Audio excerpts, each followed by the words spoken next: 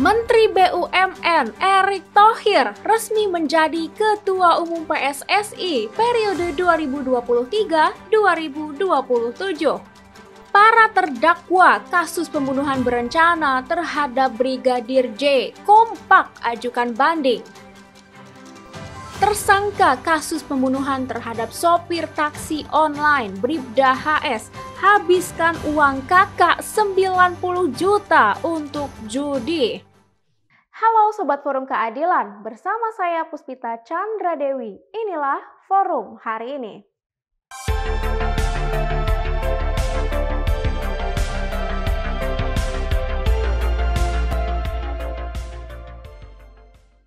Sebelum merampungkan tugasnya sebagai Ketua Umum PSSI, Iwan Bule sampaikan pesan kepada Ketua Umum PSSI selanjutnya. Apakah itu? Muhammad Irawan atau Iwan Bule resmi menyelesaikan tugasnya sebagai Ketua Umum Persatuan Sepak Bola Seluruh Indonesia (PSSI) pada hari ini, Kamis 16 Februari 2023. Iwan Bule di Hotel Shangri-La Jakarta Pusat saat menghadiri Kongres Luar Biasa PSSI 2023 pada Kamis 16 Februari menyampaikan pesan untuk Ketua Umum PSSI terpilih nanti.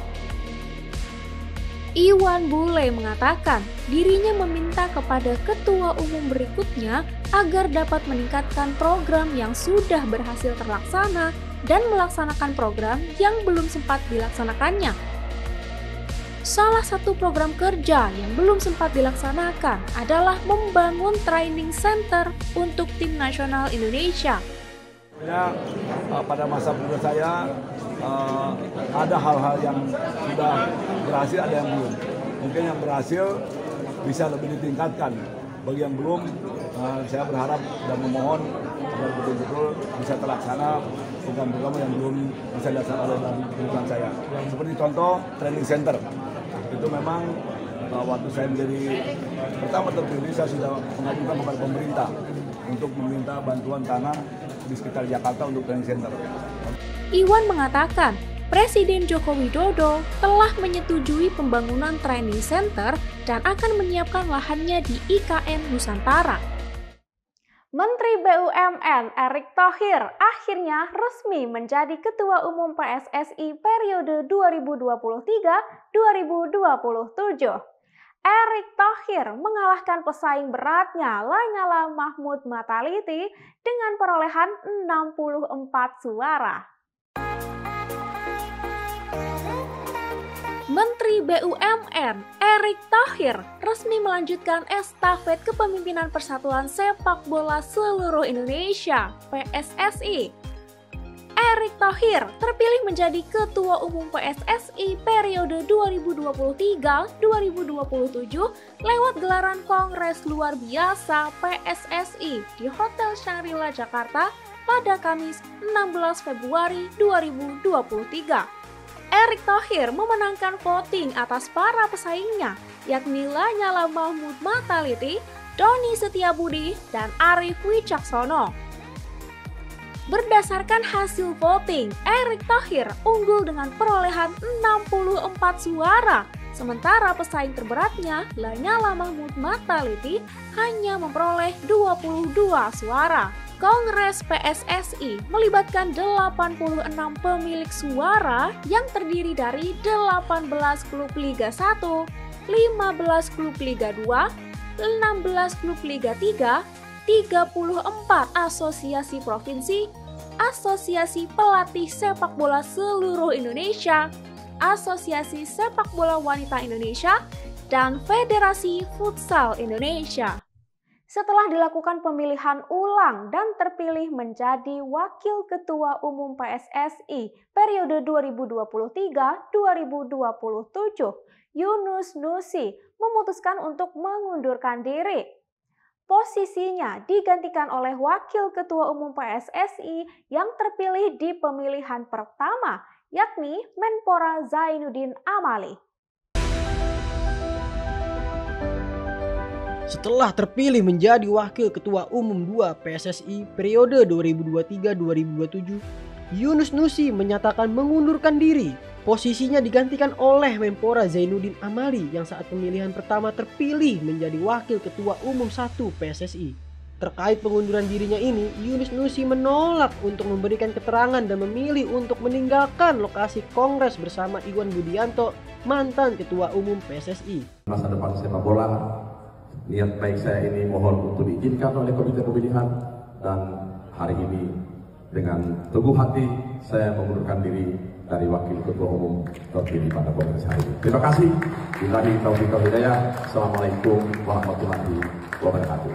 Dengan mundurnya Yunus Nusi, Ratu Tisa tetap terpilih menjadi Wakil Ketua Umum 1 PSSI, sedangkan Wakil Ketua Umum 2 PSSI diduduki oleh Zainuddin Amali. Sebelum akhirnya Ratu Tisa dan Zainuddin Amali menduduki posisi Wakil Ketua Umum PSSI, telah dilakukan 1 kali pemilihan ulang untuk posisi tersebut. Pada pemilihan pertama, Zainuddin Amali dan Yunus Nusi terpilih menjadi Wakil Ketua Umum PSSI, namun pemilihan harus diulang lantaran adanya protes terkait hasilnya.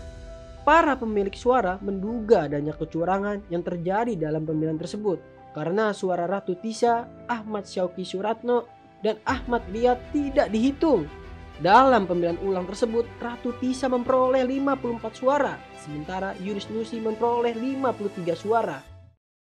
Setelah mendapatkan vonis hukumannya masing-masing, para terdakwa kasus pembunuhan berencana terhadap Brigadir Yosua Huta Barat kompak mengajukan banding.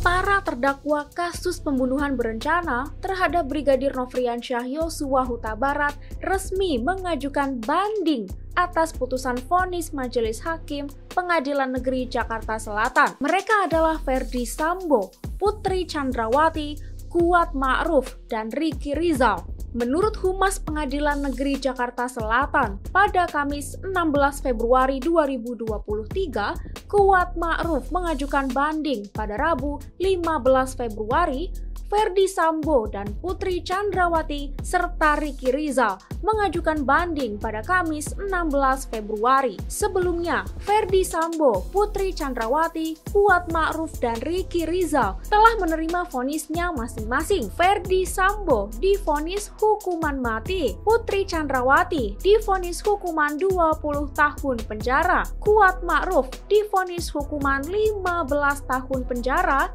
dan Ricky Rizal divonis hukuman 13 tahun penjara.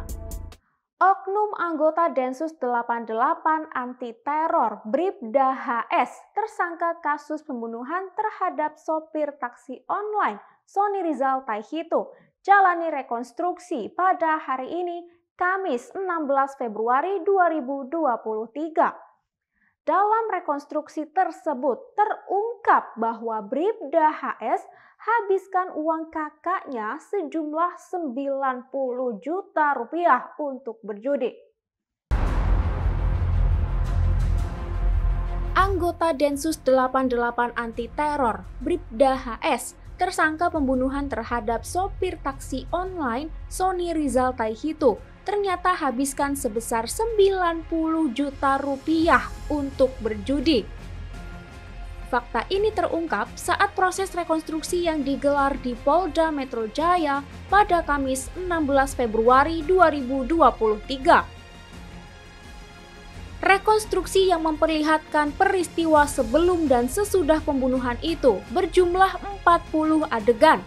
Ini rekonstruksi ini ada 40 adegan ya, dimulai dari sebelumnya terjadi pada saat terjadinya peristiwa tersebut sampai dengan pasca kejadian. Pada adegan pertama, terungkap bahwa kakak Bribda HS di Medan telah mengirimkan uang sebesar 20 juta rupiah untuk membayar DP sebuah mobil yang harganya 90 juta rupiah. Setelah mengirim uang 20 juta rupiah itu, kakak Bribda HS mengatakan akan mengirimkan sisa uang 70 juta rupiah pada malam harinya. Namun, Bribda HS menggunakan uang 20 juta rupiah tersebut untuk berjudi dan kalah. Setelah kakak Bribda HS mengirim uang 70 juta rupiah, uang itu kembali digunakan untuk berjudi. Lantaran dirinya telah menghabiskan uang 90 juta rupiah untuk berjudi, Bribda HS pun akhirnya berniat mencuri mobil dengan target sopir taksi online. Setelah mendapat mobil curiannya nanti, Bribda HS berencana akan membawa mobil tersebut ke Jambi dan menjualnya untuk mengganti uang sang kakak. Peristiwa memilukan terjadi di Kembangan, Jakarta Barat. Seorang kurir ditemukan meninggal dunia saat mengantarkan paket ke konsumennya.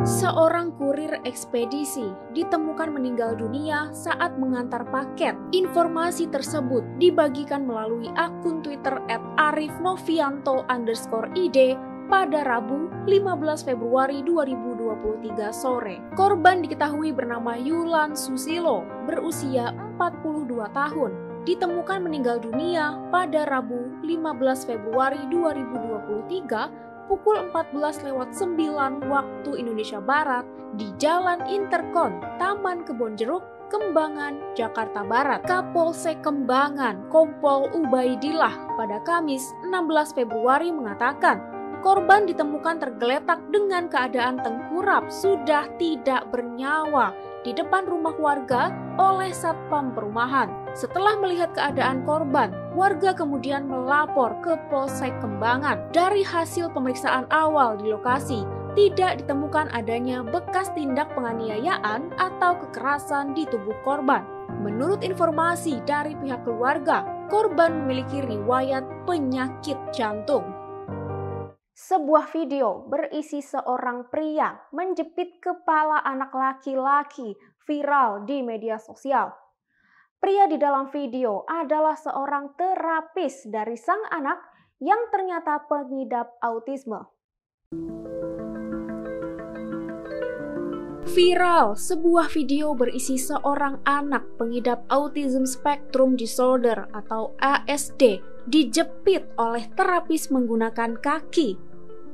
Di dalam video, tampak terapis pria menjepit kepala dan tangan anak pengidap ASD itu menggunakan kaki hingga sang anak menjerit dan meronta-ronta. Sembari melakukan hal itu, si terapis terlihat asyik bermain ponsel dengan santai. Peristiwa itu terjadi di Rumah Sakit Hermina Depok, Jawa Barat pada Selasa 14 Februari 2023 sekitar pukul 13 waktu Indonesia Barat ketika korban yang diketahui berinisial RF melakukan terapi wicara. Kapolsek Metro Depok Kombes Ahmad Fuadi pada Rabu 15 Februari 2023 di Polres Metro Depok mengungkapkan adanya dugaan tindak kekerasan yang dilakukan terapis tersebut. Menurutnya, terlihat jelas si anak merasa kesakitan sambil meronta-ronta hingga kakinya terangkat. Ahmad Fuadi menambahkan pihaknya akan melakukan penyelidikan lebih lanjut terkait kasus ini. Di dalam video yang viral, ternyata ada tindakan-tindakan yang diduga melakukan tindakan kekerasan terhadap anak.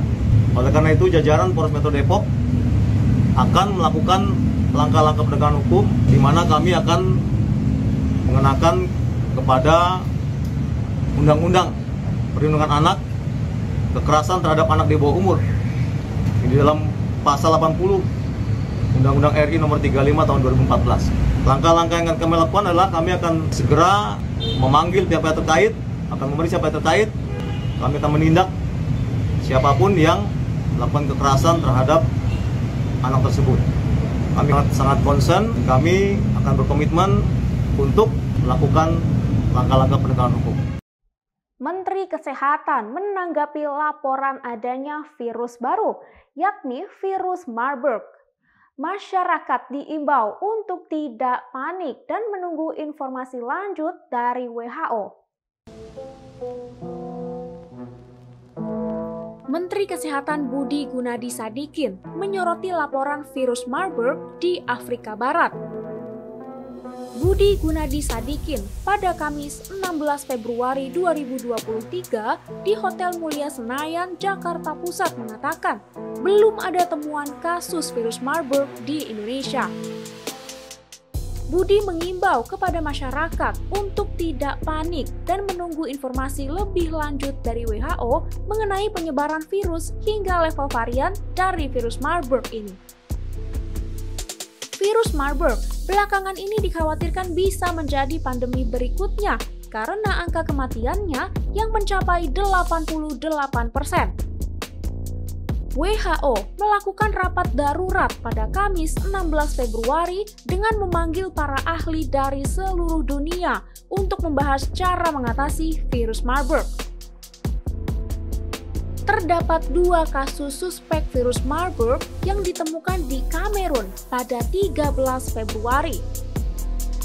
WHO telah melaporkan sebanyak 9 orang meninggal dunia dan sekitar 200 orang di karantina di Guinea Ekuatorial, Afrika Barat akibat virus Marburg ini.